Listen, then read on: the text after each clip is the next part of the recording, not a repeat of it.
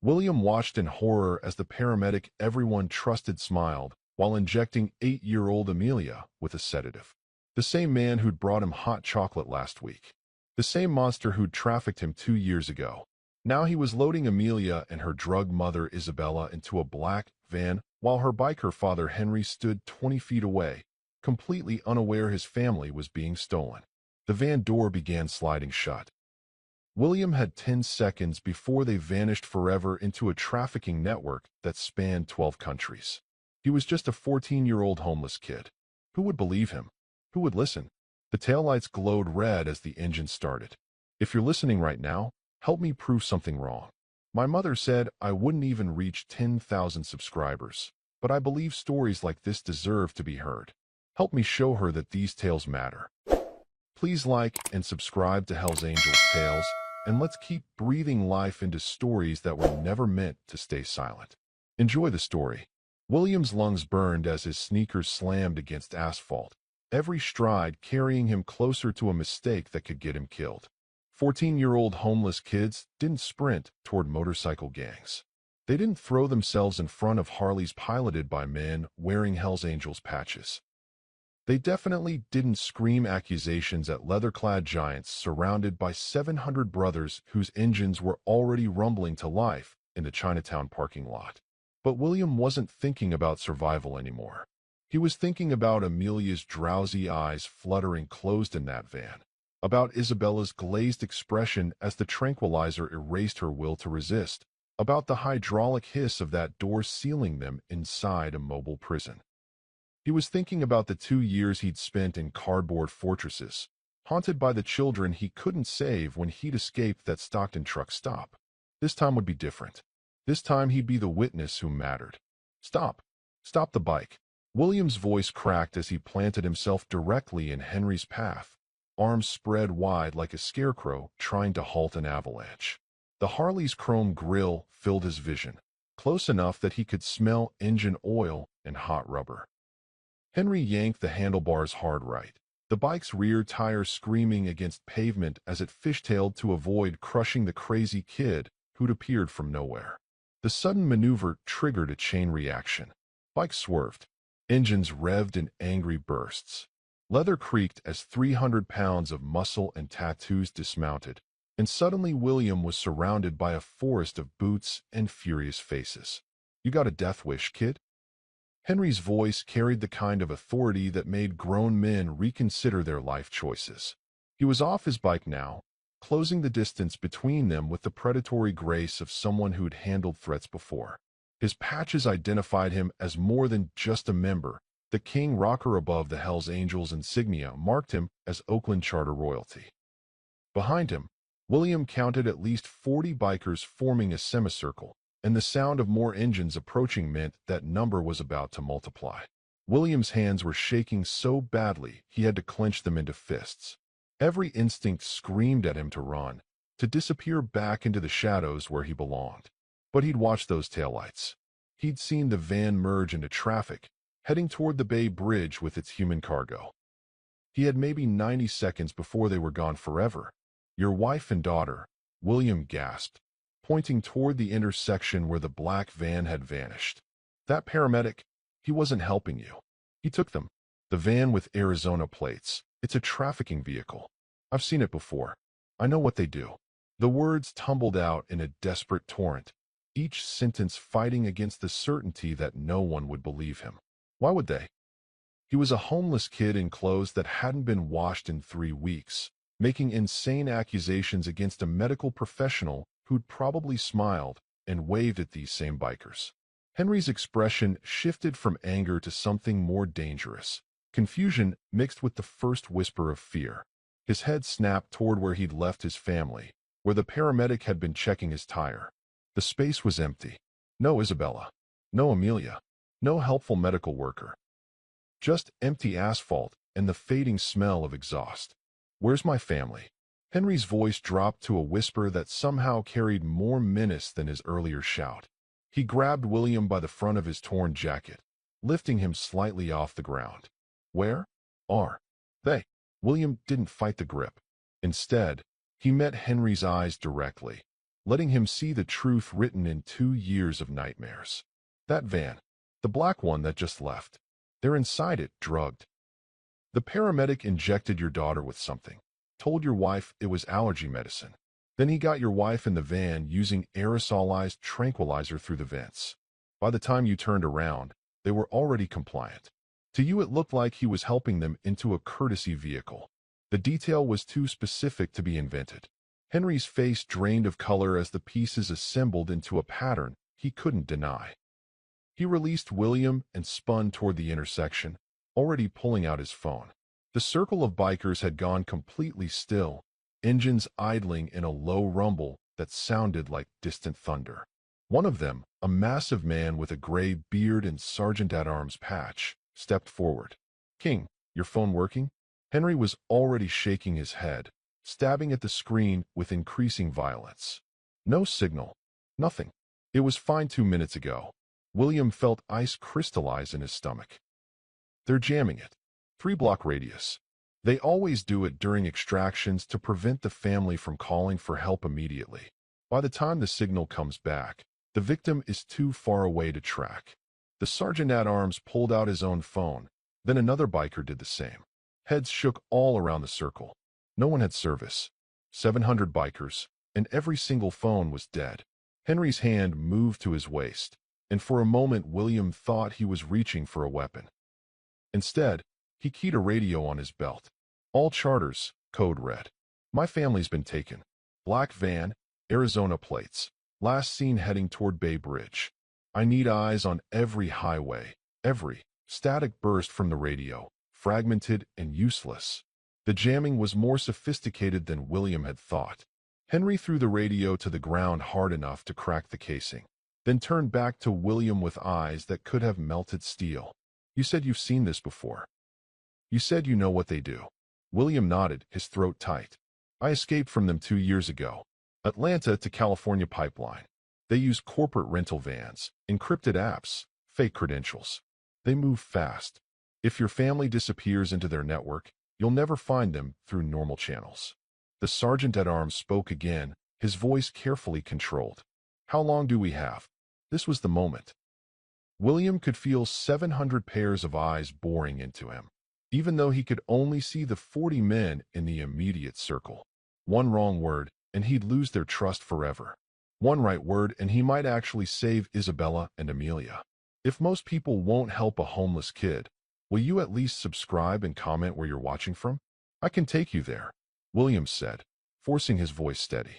"I know where they're taking them. I know the route they use, the warehouse in the industrial district, the timing of their transfers. But we have maybe 2 hours before they move them to the shipping container yard." Henry stepped forward until they were inches apart. "You're sure about this, kid? You're absolutely certain?" William thought about the paramedic's smile as he'd handed him hot chocolate last week. He thought about Amelia's small body going limp. He thought about every child he'd heard screaming in that Stockton truck stop while he'd hidden in a bathroom stall, too terrified to be a hero. "I'm sure," he whispered. Henry opened his mouth to give orders, already turning toward his bike, already planning the mobilization of his entire brotherhood. Then he stopped. His hand moved to his phone one more time, muscle memory overriding logic. Still no signal. The realization hit them simultaneously. Isabella's phone would be just as dead, and even if it wasn't, the tranquilizer meant she couldn't call for help. They were completely cut off, and somewhere in San Francisco traffic, a black van was carrying its drug cargo toward a warehouse where children disappeared into shipping containers and crossed borders as medical supply inventory. William watched Henry's face cycle through rage, terror, and finally cold determination. "How many of my brothers do I bring?" Henry asked. William shook his head. "Too many bikes alert them. They have spotters. We need maybe 5, max 6. Fast and quiet." The words felt like betrayal, telling the leader of 700 warriors that his army would get his family killed. Henry raised his hand, and the rumbling engines fell silent in perfect synchronization that spoke to years of brotherhood discipline. "Marcus, Tommy, Reaper, Snake, Bear, you're with me. Everyone else, fan out to every bridge, exit, and major intersection." If you spot that van, radio it in on backup channels. Do not engage. These people are professionals. As 5 bikers moved to flank Henry, William felt the weight of what he'd just set in motion. He'd gone from invisible to the most important person in a manhunt involving the most feared motorcycle club in California. His next words would either guide them to a rescue or lead them into an ambush. And somewhere in the electronic dead zone surrounding them, traffickers were monitoring police scanners and adjusting their route, always one step ahead of the chaos they'd created. William straddled the back of Henry's Harley, his arms locked around a stranger's waist while 5 more engines thundered behind them in tight formation. They'd left the parking lot 30 seconds ago, abandoning 694 bikers to create a surveillance net across San Francisco, while this small strike team followed a homeless kid's directions into the city's forgotten veins. The night air bit through William's thin jacket as they accelerated, cold enough to make his eyes water, but he barely felt it. His entire body was focused on the mental map he'd constructed during 2 years of street survival.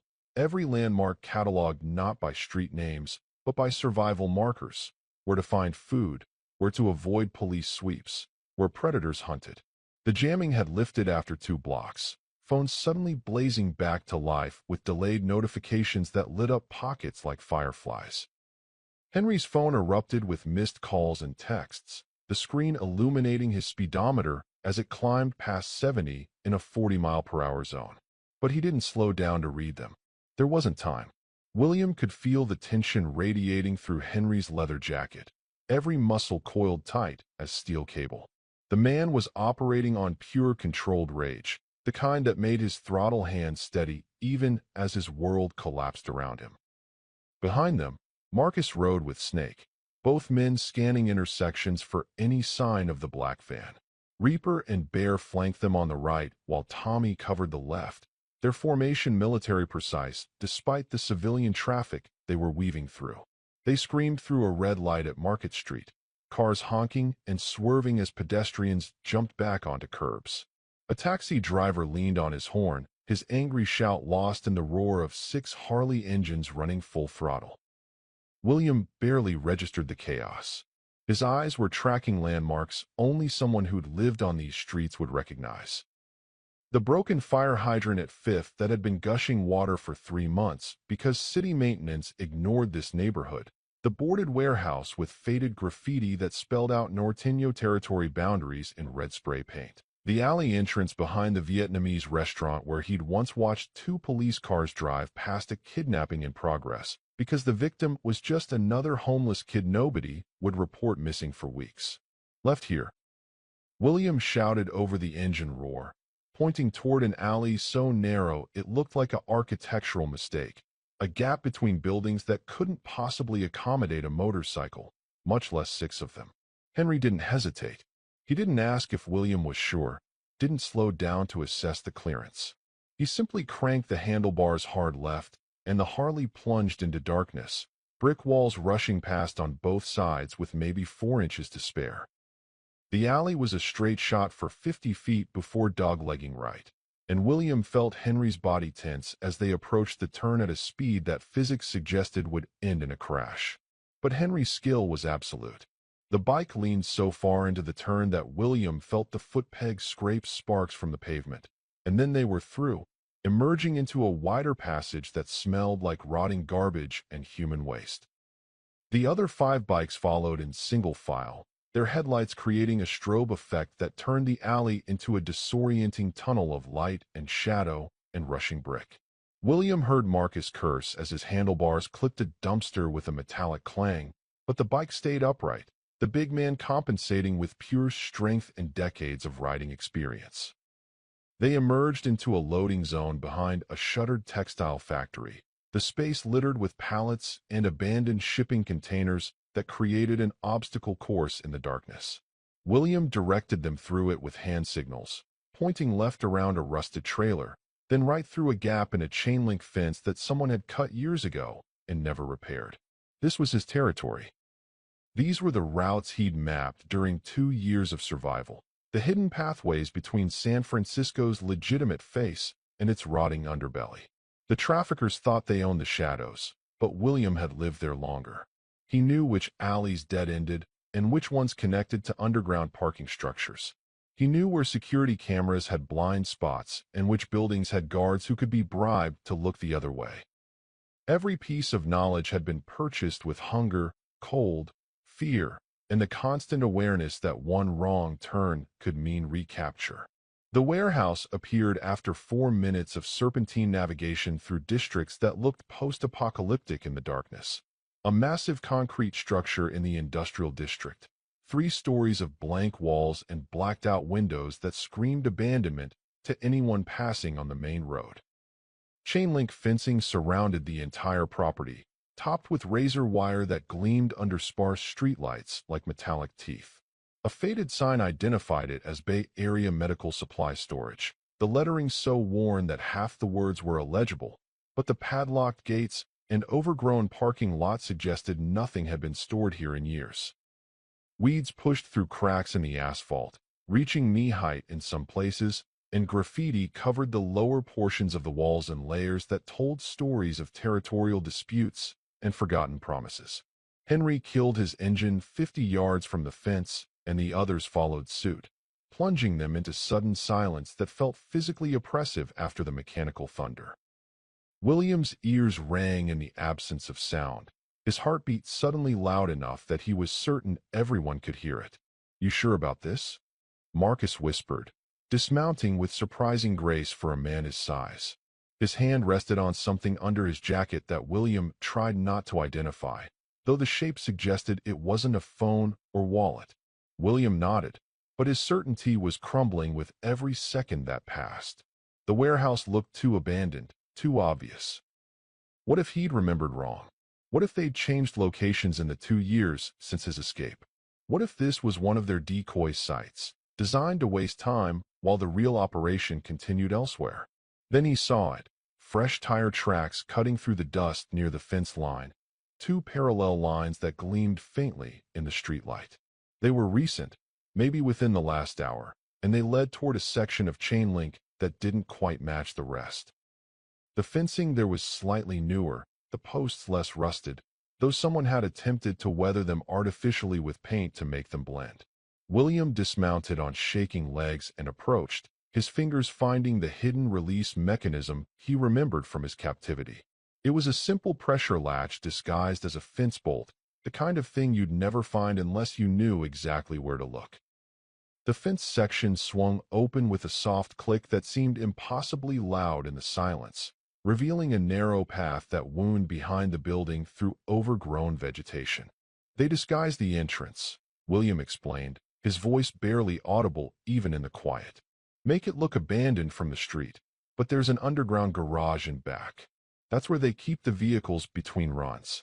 The van would be there, or it was there recently." Henry moved forward with predatory silence, and the 5 bikers followed like shadows. They were remarkably quiet for such large men, their boots finding purchase on gravel without crunching, their breathing controlled and measured. William realized these weren't just motorcycle enthusiasts playing at being tough. These were men who'd seen real violence, who understood tactical movement and threat assessment. It made him feel slightly safer and significantly more terrified about what they might encounter. William led them around the building's perimeter, past dumpsters filled with construction debris and rusted equipment that might have been legitimate medical supply machinery decades ago. The path was exactly as he remembered, which brought both relief and fresh terror. If this was the right place, then Isabella and Amelia might actually be here. But if this was the right place, then he was about to lead 6 people into a facility designed by human traffickers who'd spent years perfecting their security. They reached a concrete ramp that descended into darkness, the entrance partially hidden by a carefully positioned shipping container that blocked the view from the main road. The ramp looked like it led to a maintenance basement or loading dock, the kind of feature every industrial building in this district had. But William knew better. 20 feet down, there would be a reinforced door. Beyond that door, there would be a garage that could hold 6 vehicles. And somewhere in that space, if his memory served, There would be a processing area where they photographed and cataloged their inventory before moving it to secondary locations. He'd spent 3 hours in that processing area, chained to a wall while they processed his paperwork for transport to a buyer in Nevada. The memory made his hands shake so badly that he had to clench them into fists. The descent into the underground garage felt like entering a tomb. Their phone flashlights cut weak beams through absolute darkness, illuminating concrete walls slick with condensation that gleamed like oil in the moving light. The air grew colder with each step down, and the smell changed. Antiseptic mixed with something organic and rotten, like a hospital built over a mass grave. William's breathing came faster, shallow gasps that he couldn't quite control. Marcus noticed and put a hand on his shoulder, the weight simultaneously grounding and terrifying. At the bottom, they found the reinforced door standing open, hanging slightly crooked on its hinges like a broken jaw. The metal was dented near the lock, and fresh scratches suggested someone had forced it recently, within the last few hours. Henry exchanged glances with his brothers, a silent communication that resulted in hands disappearing inside jackets and emerging with items that William definitely didn't want to identify. They moved through the doorway into a space that made William's skin crawl with recognition, so powerful it felt like physical touch. The garage was exactly as he remembered. Fluorescent lights hanging dark and dead from the ceiling, oil stains on concrete that formed abstract patterns like Rorschach tests, metal shelving units along the walls holding boxes labeled with medical terminology that was probably fake. But it was empty. No black van. No people.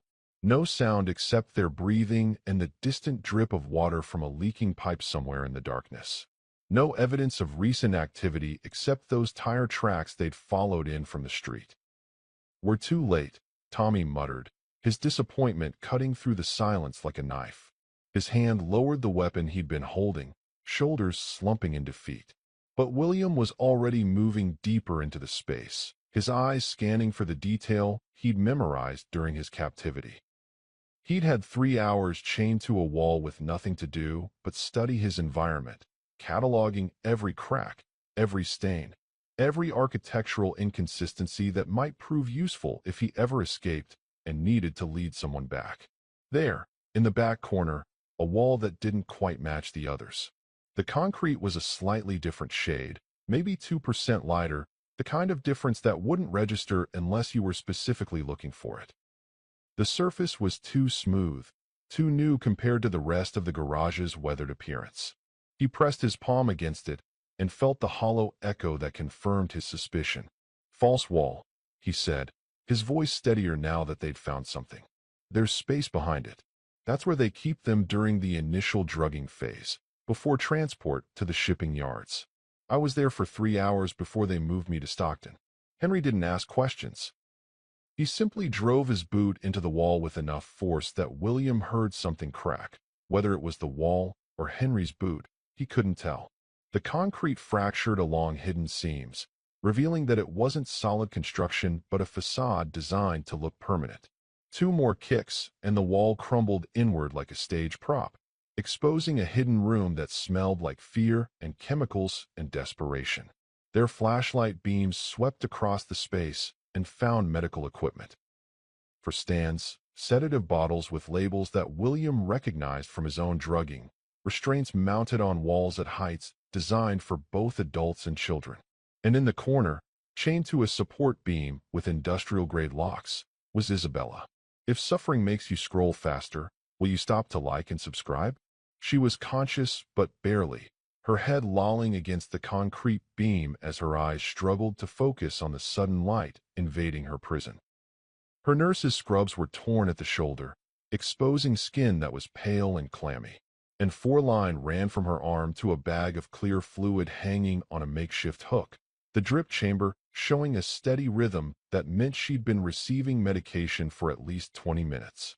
Her wrists were raw where the chains had rubbed, and William could see the beginning of bruises forming on her arms in the pattern of fingerprints. Someone had grabbed her hard, held her down while they set up the 4. Henry crossed the distance in 2 strides. his hands already working the chains while his voice cracked with a combination of rage and relief and terror that he was too late. "Bella, baby, I'm here. Where's Amelia? Where's our daughter?" Isabella's lips moved, but no sound emerged at first, her tongue thick with whatever cocktail they'd pumped into her system. Marcus was already on his phone calling for medical assistance while Snake worked on the chain locks with tools that appeared from his vest like magic tricks, picks and tension wrenches that suggested this wasn't his first time dealing with restraints. The chains fell away and Isabella collapsed into Henry's arms, her body trembling with a combination of drug-induced weakness and delayed shock. Her fingers clutched at his jacket with desperate strength, nails digging into leather, as if he might vanish if she let go. "They split us," she finally managed, her words slurred like a drunk trying to pass a sobriety test. "Said it was safer to move her separately. Different vehicle, different route. I tried to fight, but the drugs." Her voice broke into a sob that echoed off concrete walls and broke something in Henry's expression that William had never seen break before.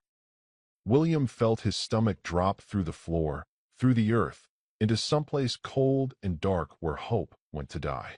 They'd found Isabella, but Amelia was gone. The 8-year-old girl who'd been promised a sidecar ride home from soccer practice was somewhere else entirely, being transported by traffickers who specialized in making children vanish into logistics networks that spanned continents. Henry's face had gone completely white, all the color draining like someone had opened a valve. His hands shook as he held his wife, the trembling spreading up his arms until his whole body vibrated with barely contained violence. "Where, Bella? Where did they take her?" Isabella's eyes finally found focus, latching onto her husband's face with desperate clarity that cut through the pharmaceutical fog.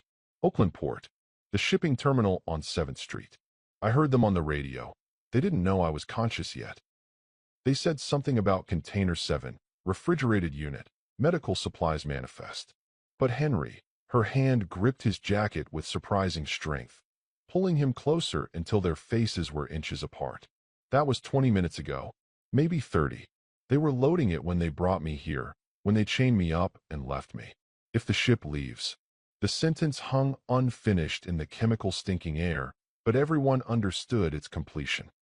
If that container made it onto a cargo ship and left American waters, Amelia would disappear into an international trafficking network that spanned continents and consumed children like a machine designed for exactly that purpose.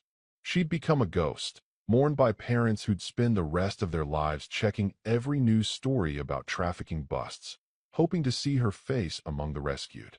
William had seen it happen before.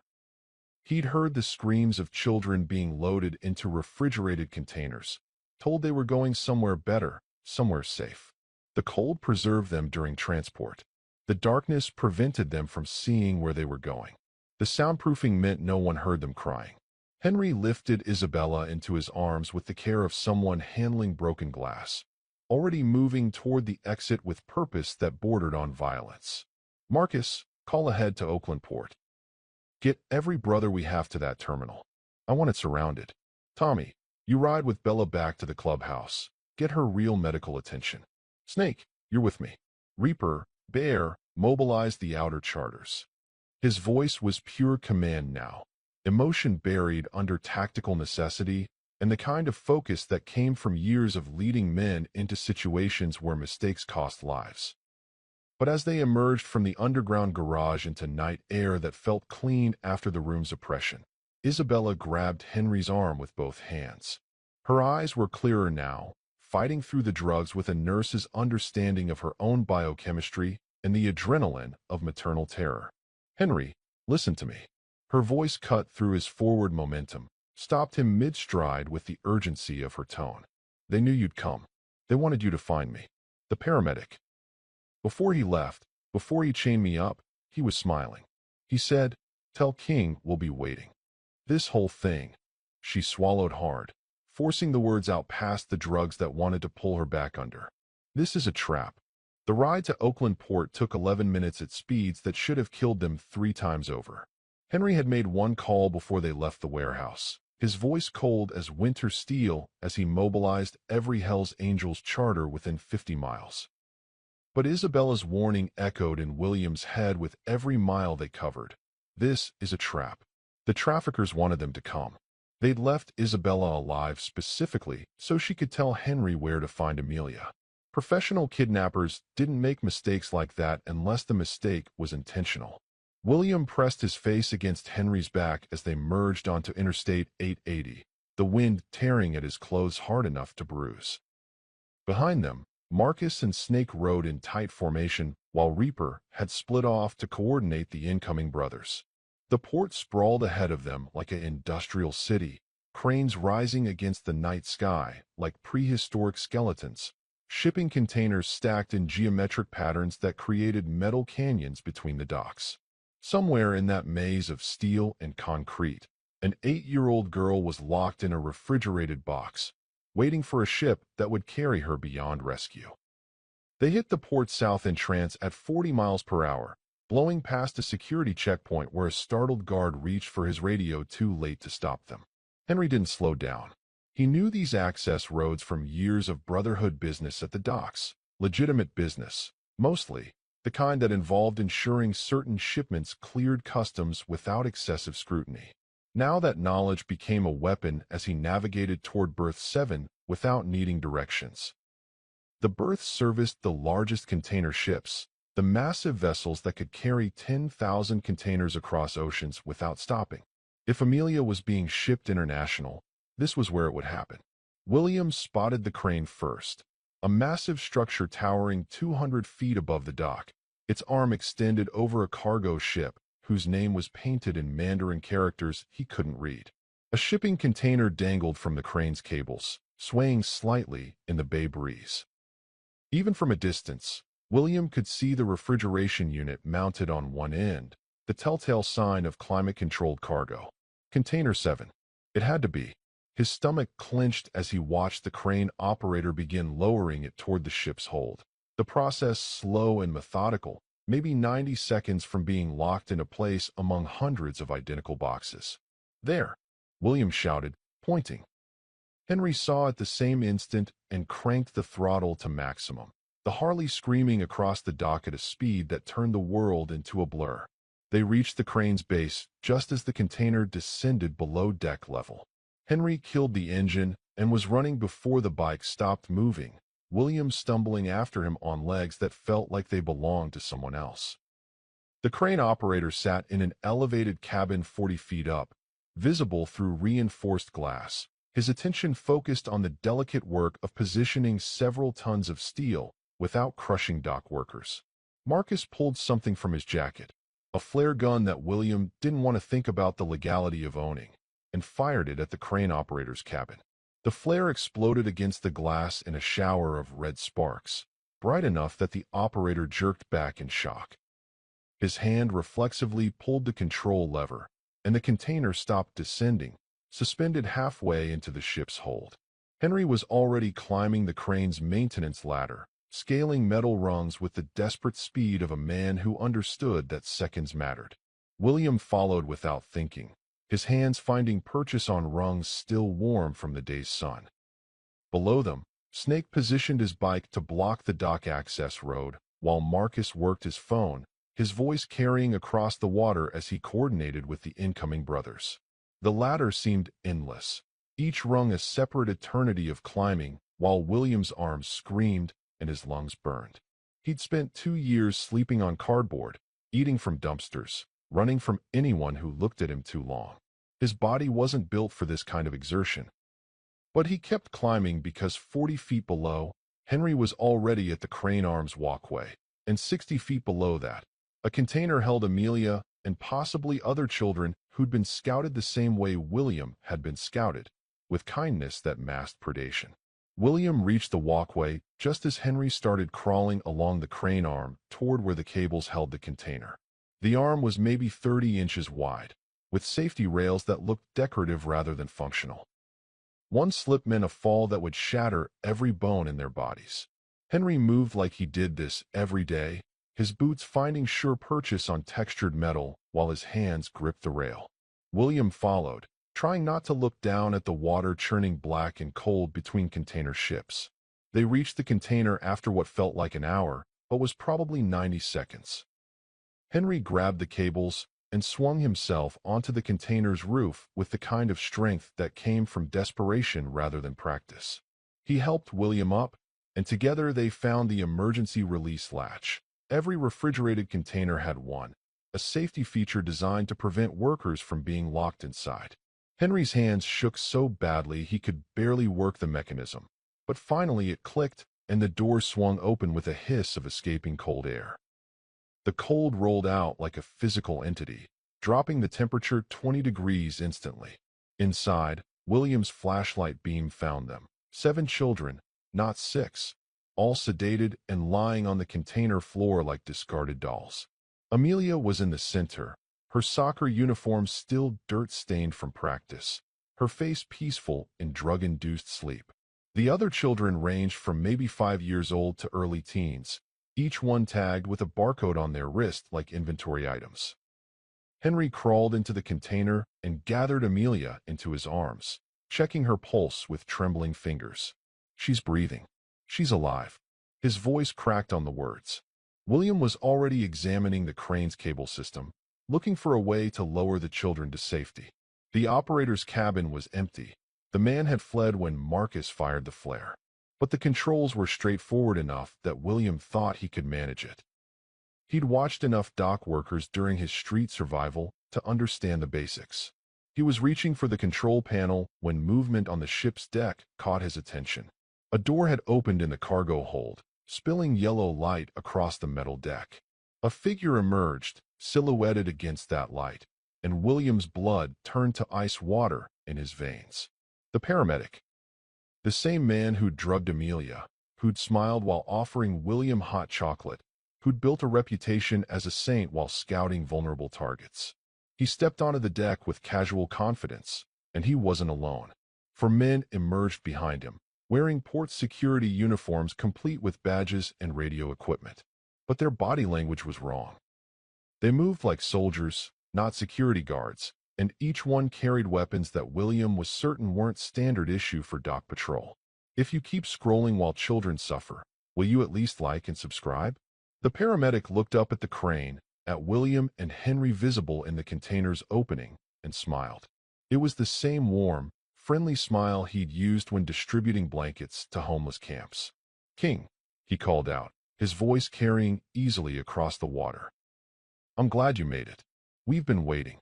His hand moved in a casual gesture, and the 4 security guards raised their weapons in perfect synchronization, the barrels pointing up at the crane with the kind of precision that suggested extensive training. "Here's what's going to happen. You're going to put the girl back in the container, seal it up, and climb down. Then we're going to have a conversation about brotherhood loyalty and whether it's worth dying over one little girl." Behind the armed men, more figures appeared on the ship's deck. William counted 6, then 8, then stopped counting as he realized the scope of what they'd walked into. The trafficking ring wasn't just the paramedic and a driver. It was a network that had corrupted port security, that had access to shipping manifests and crane schedules, that could operate in plain sight because they'd purchased the very people meant to stop them. Henry held Amelia tighter, his body positioned between his daughter and the guns below. William's hand found the crane's emergency cable system, the red lever that every operator was trained never to pull except in catastrophic situations. One pull, and the container would drop straight down into the ship's hold, crushing anyone beneath it. But it would also trap them on the crane with nowhere to run and 8 armed men below. The paramedic's smile widened as he watched William's hand hover over the lever. "Go ahead, kid. Pull it." Drop several tons of steel and 7 sedated children 60 feet. "I'm sure the fall won't hurt them at all." He took a step forward, his security team advancing with him in practice formation. "Or you can be smart for once in your homeless life. Come down. We'll even let the girl go. We have 6 other containers shipping out tonight. 1 lost unit won't hurt our quarterly numbers." William looked at Henry, whose face had gone pale but determined. They both understood the math. They were trapped on a crane with unconscious children, surrounded by armed traffickers who controlled the entire port facility, and the 700 brothers Marcus had called wouldn't arrive for at least another 5 minutes. 5 minutes was forever when men with guns were advancing. The paramedic raised his hand, and the security team chambered rounds in their weapons, the mechanical clicks echoing across the water like a countdown to execution. The sound started as a distant rumble, like thunder rolling across San Francisco Bay from the eastern hills. But thunder didn't have rhythm, didn't have the mechanical precision of 700 Harley-Davidson engines synchronized in approach formation. William felt it through the crane's metal structure first. Vibrations traveling up from the dock, through steel beams into his bones. The paramedic's smile faltered as the sound grew louder, filling the port facility with a roar that made shipping containers vibrate in their stacks and sent ripples across the black water between vessels. William watched the paramedic's expression shift from confident to confused to genuinely afraid as the first headlights appeared at the port's north entrance like distant stars, then multiplied at the south entrance, then flooded through the east gate in a wave of chrome and light that transformed the industrial darkness into something approaching daylight. The bikers had coordinated a three-point approach that sealed every exit route like a military operation, cutting off escape vectors with the precision of men who understood tactical positioning from decades of strategic thinking. The motorcycles poured into the port facility in organized waves, their formation suggesting command structure and communication protocols that went far beyond simple gang activity. They didn't stop at security checkpoints. They rolled over barriers like water flowing around stones. They didn't slow for confused dock workers waving their arms. They simply parted around obstacles and reformed on the other side in perfect synchronized movement. William had spent 2 years watching street gangs operate in San Francisco's underground, had seen territorial disputes and power demonstrations, but he'd never witnessed anything approaching this level of coordinated force. The first wave consisted of maybe 200 bikes that spread across the main dock area in a semicircle, their engines idling in perfect unison. The second wave filled in the gaps, creating an unbroken wall of machinery and leather that stretched across the entire berth. The third wave positioned themselves at strategic choke points, loading ramps, crane access roads, the narrow passages between container stacks. They were creating a siege perimeter, and they were doing it with the efficiency of professionals who'd practiced exactly this kind of operation. Henry stood on the crane's walkway 40 feet above the chaos, still holding Amelia in his arms with the careful grip of a man cradling something infinitely precious and infinitely fragile. He raised one hand in a signal that William didn't recognize, 3 fingers extended, then a fist, then an open palm. But the 700 brothers clearly understood the command. The engines cut simultaneously, every single one, dropping the port into a silence so profound that William could hear his own heartbeat thundering in his ears. He could hear water lapping against the ship's hull.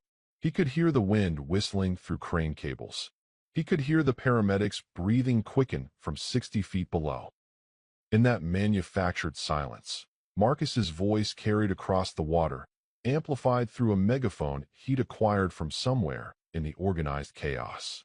His tone was absolutely calm, the kind of terrifying calm that spoke to complete confidence in superior position. You're surrounded. Put down your weapons and step away from the ship. You have 30 seconds to comply.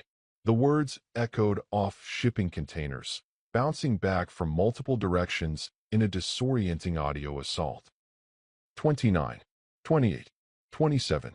The paramedic looked around at the sea of bikers encircling the berth, his calculated confidence crumbling as he processed the scope of what he'd catastrophically underestimated. These weren't just angry bikers looking for a fight. This was Oakland's entire Hells Angels charter plus reinforcements from San Jose, Sacramento, Stockton, Modesto, and charters from smaller cities that William couldn't even identify by their patches. They brought bolt cutters and chains, tire irons and tools that could dismantle security barriers. But more importantly, dozens of them held phones high, cameras recording everything, creating digital evidence that couldn't be disappeared or buried or explained away by corrupted officials. The paramedics' security team, the 4 men in fake Port Authority uniforms, lowered their weapons slowly, their hands shaking as they recognized that opening fire would trigger a response they couldn't possibly survive. Even with training and superior firepower, 8 men couldn't hold against 700, especially when those 700 had the moral authority of rescuing kidnapped children and the tactical advantage of complete encirclement. The weapons clattered to the dock's concrete surface one by one, the metallic sounds sharp in the continuing silence. But the paramedic wasn't finished.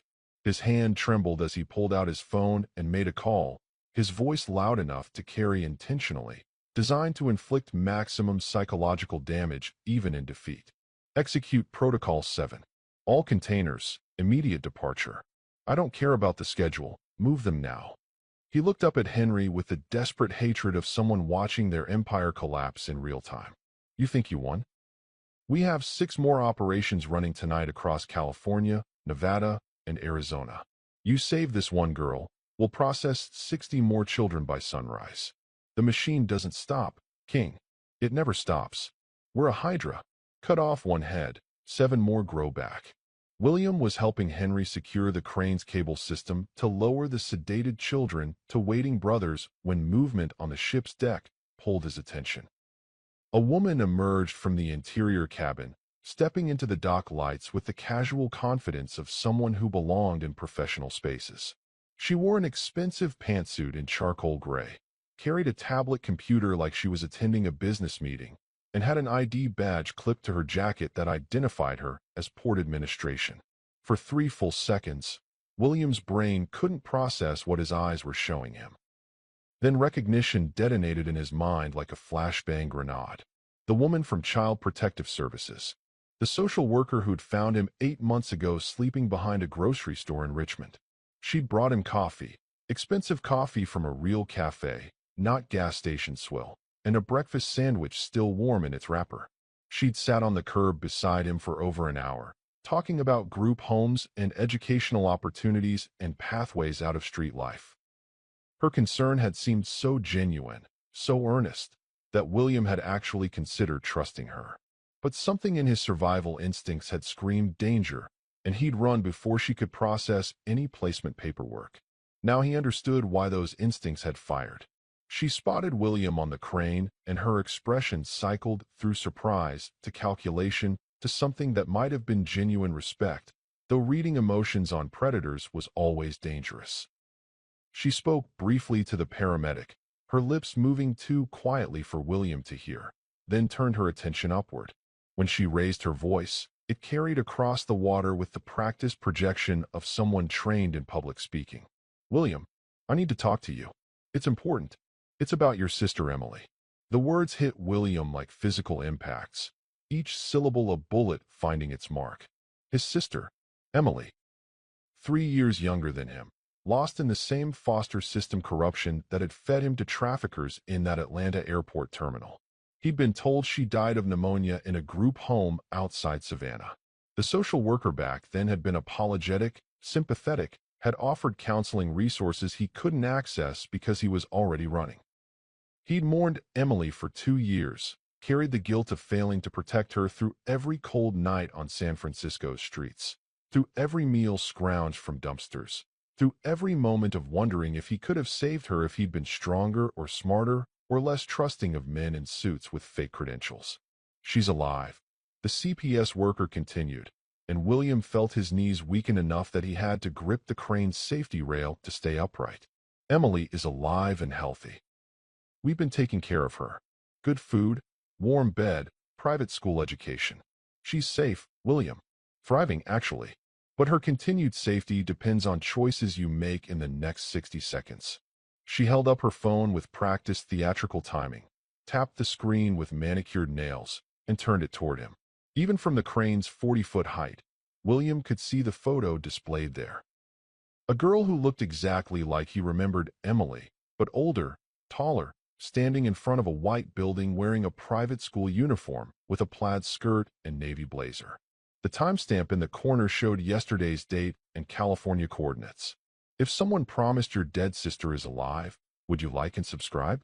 Henry's hand gripped William's shoulder hard enough to hurt, anchoring him as the world tilted sideways and gravity stopped making sense. Don't listen to her. It's manipulation. Standard trafficking psychology. They research their targets, find pressure points, exploit family trauma. His voice was steady but urgent, the tone of someone who'd seen psychological warfare before and recognized the techniques. That photo could be doctored. The girl could be someone else. The timestamp could be fabricated. Don't give her power over you. But William couldn't stop staring at the image. What if it was real? What if Emily was alive and the next words out of his mouth determined whether he ever saw her again? The girl in the photo had Emily's nose, her stubborn chin, the way her left eyebrow arched slightly higher than her right when she was skeptical about something. Those details couldn't be faked, could they? Or maybe they could. William didn't know anymore. His expertise was surviving on streets, not identifying deepfake technology or photo manipulation. The CPS worker walked closer to the crane's base, her heels clicking on the dock's concrete with metronomic precision that reminded William of the countdown before execution. Here's the situation, William. You've exposed this operation. The authorities are probably already en route thanks to all these cameras your biker friends are recording with. We're going to lose this facility, these containers, possibly some of our network infrastructure. That's unfortunate, but manageable. We have redundancies built into our business model, backup facilities across 3 states, contingency protocols for exactly this scenario. She paused, letting the weight of her words settle across the water like oil spreading across the bay's surface. Behind her, the 700 bikers remained absolutely still, a forest of leather and chrome waiting for something to happen. But you, William, you're different. You're the witness who can connect faces to crimes across multiple states. You escaped our Stockton facility and saw our processing methods. You know our routes, our people, our operational patterns. With your testimony, federal prosecutors could dismantle trafficking operations in 7 states, cost our organization hundreds of millions in revenue, send dozens of our associates to federal prison for decades. Her finger hovered over her phone screen like a judge's gavel waiting to fall. That's problematic for our business model. So here's the offer, and I need you to understand it's non-negotiable. Walk away. Tonight never happened. You forget our faces, we forget yours. You never testify, never speak to FBI agents, never appear in court. In exchange, I'll send you an address right now. An address in San Jose where Emily is waiting. She'll be there tomorrow at noon. You can have your reunion, take her somewhere safe, build a life together. We'll even provide resources. $20,000 cash, clean IDs, a reference for apartment applications.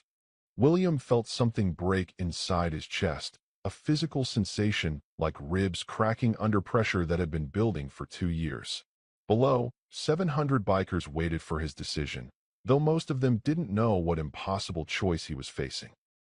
They could see the standoff, could see the woman talking, but the specific details of the psychological warfare being deployed against a 14-year-old kid were lost in distance and darkness.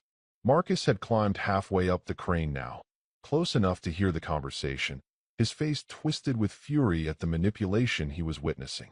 Or, the CPS worker continued, her voice dropping to a more intimate register that somehow carried across the water anyway. You testify. You tell the FBI everything you know. You appear in court, point at faces, recount your experiences. Justice prevails. We get arrested, prosecuted, convicted. Some of us go to prison. The system works exactly as it's designed to work. She smiled, and it was the same warm, trustworthy expression she'd used when offering William that breakfast sandwich in Richmond, when pretending to care about his welfare while actually scouting him for merchandise value. And Emily disappears. Not killed. We're not monsters, William. We don't hurt children. We just relocate her to one of our international operations in countries where U.S. authorities have no jurisdiction and no extradition treaties. Maybe the Philippines. Maybe Moldova. Maybe Thailand. You'll spend the rest of your life knowing she's alive somewhere, being used to generate revenue for our business, and that you chose to save strangers instead of your own sister. You chose abstract justice over family. Every birthday she has, every holiday, every graduation, you'll know you could have prevented it with one simple choice. She raised her hand, and William realized with dawning horror that she was going to count down. She was going to force him to decide in real time, with no opportunity to think or plan or consult or find a third option that might save everyone. You have 30 seconds, William. Save your sister or save the system. You can't do both. That's not how this works. Choose. Her voice became mechanical, clinical, like she was reading a grocery list instead of dismantling a child's soul. 30, 29, 28. William's hands gripped the crane's safety rail with enough force that the metal edges cut into his palms. Below him, 7 sedated children waited for medical attention in the container Henry had opened. Beside him, Henry still held Amelia, his daughter rescued from a nightmare that would have destroyed her innocence and possibly her life. Behind them, 700 brothers represented justice, protection, the possibility that good could triumph over evil if people were willing to stand up and fight. And somewhere, maybe in a white building in San Jose, maybe in a digitally fabricated photograph designed to exploit his trauma, his sister Emily might be waiting for the brother who'd failed to protect her 3 years ago. 27, 26, 25. The CPS worker's voice maintained its steady rhythm, each number falling like a hammer blow against William's resolve. Marcus shouted something about federal protection programs, about witness relocation, about FBI resources that could find Emily without surrender. Snake was on his phone, probably calling law enforcement contacts. Bear had positioned himself between the CPS worker and the crane, a physical barrier in case she tried something more direct. But all the tactical positioning and backup plans couldn't change the fundamental mathematics. If William testified, this woman would make Emily disappear into an international trafficking network where she'd be moved between countries like inventory, where tracking her would require resources that overwhelmed even federal agencies. He'd seen the scope of these operations during his 3 hours in their processing facility. They had connections in 12 countries, partnerships with shipping companies and customs officials, and people who made children vanish into logistics systems designed to move them faster than investigators could follow. 24, 23, 22. William looked at Henry, seeking guidance from a man he'd known for less than 2 hours, but who'd shown him more trust than anyone had in 2 years. Henry's eyes reflected something William had never seen directed at him before. Absolute, unconditional trust. Whatever you decide, kid, we've got your back. All of us. You want to walk away and find your sister, we'll help you. You want to fight, we'll stand beside you. You want to try finding a third option, we've got resources. 700 engines rumbled to life in perfect synchronization, a mechanical chorus supporting whatever choice William made. But the choice was still his, and his alone. The counting had reached 20, then 19, then 18. The CPS worker's smile had become fixed, predatory, certain of victory, because she'd played this game before and knew that family always won over principle. William's vision blurred with tears he refused to let fall. His throat closed around words he couldn't form.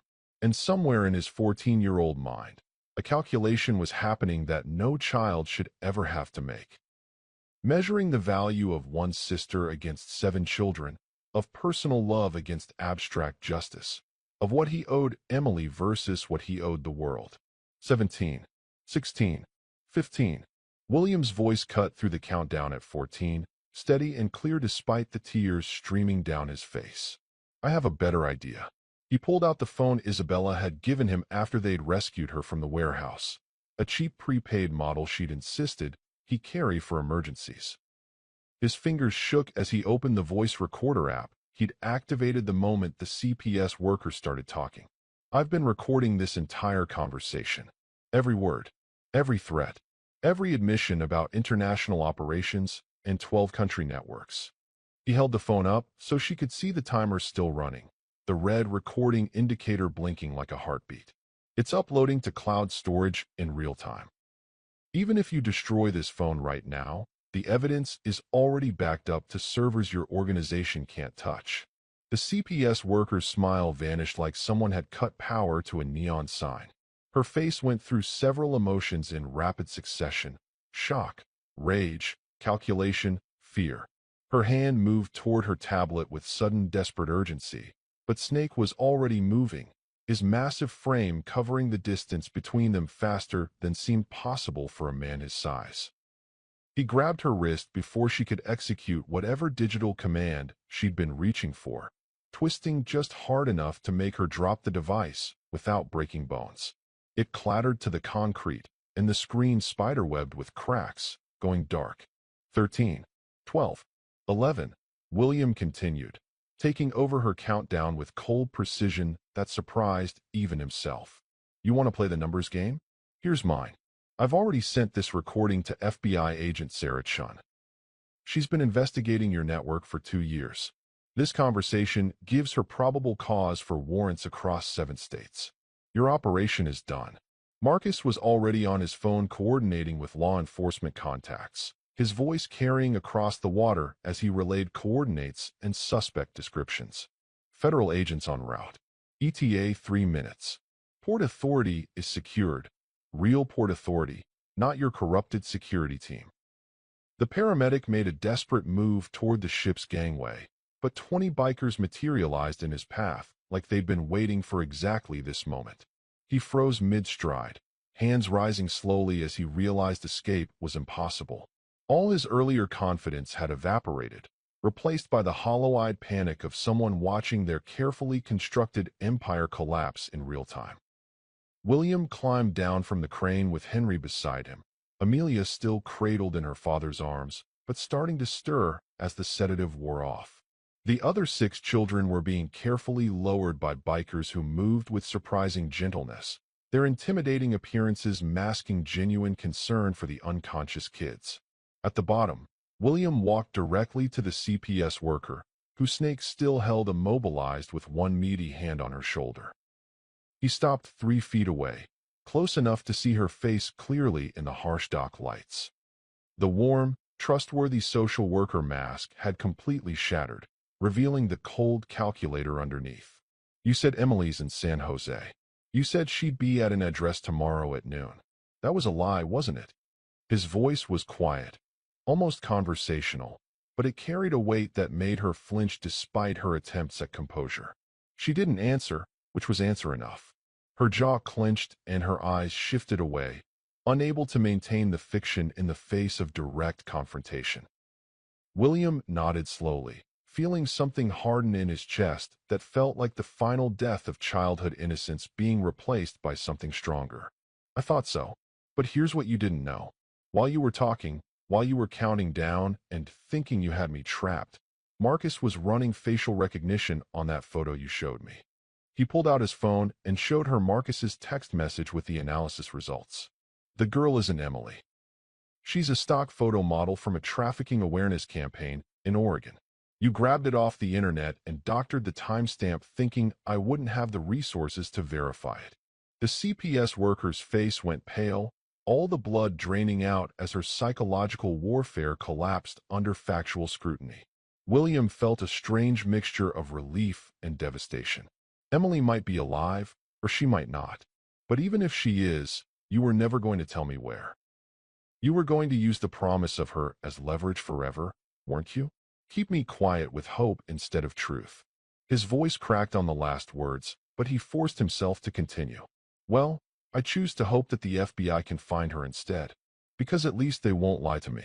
The sound of sirens cut through the night air, growing exponentially louder as federal vehicles approached from multiple directions. Agent Sarah Chun had apparently mobilized every available unit. FBI tactical vehicles poured into the port facility, their movements coordinated with the bikers in a way that suggested Henry had been in contact with law enforcement from the beginning. William realized the 700 brothers hadn't just been a rescue operation. They'd been a containment force, keeping the traffickers trapped until federal authorities could arrive with proper jurisdiction and arrest powers. Agent Sarah Chun emerged from the lead vehicle, a woman in her 40s with steel-gray hair and eyes that had seen too many trafficking cases but refused to grow numb to the horror. She walked directly to William, ignoring the 700 bikers surrounding her like she dealt with motorcycle gangs every day. Maybe she did. She extended her hand with the respect of one professional to another.